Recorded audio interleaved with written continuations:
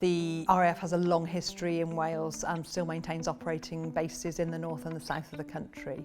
My name's Karen Holford and I'm the Deputy Vice Chancellor at Cardiff University. I see members of staff who have connections with the reserve forces. I see them as tremendous ambassadors for the forces to start with, but these people bring transferable skills to us. They're passionate and they're driven to succeed, both in their professional life and their personal lives. And I think that the fact that they've chosen to join the reserve forces and do this extra work in their own time makes them those people who will go the extra mile in any situation. I think working full-time at Cardiff University and having an additional career within the reserves complements each other perfectly. It allows Cardiff University to contribute to the developing skills of the forces. So for instance, there's never been a more important time to have up-to-date cybersecurity skills, and I really think that the university has got a great part to play in providing reservists with those skills from our knowledge base.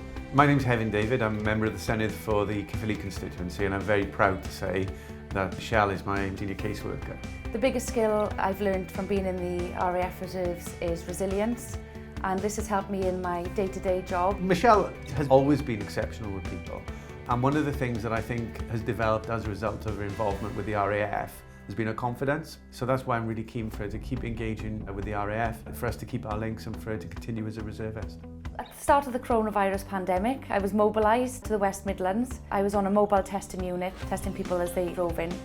From the employer's perspective, the value that they're getting from their staff is enhanced, I believe, greatly with their staff being reservists. So there's a huge amount of training, a huge amount of network opportunities, and a huge amount of value that can be gained from being part of professional organisations such as the Royal Air Force Reserves.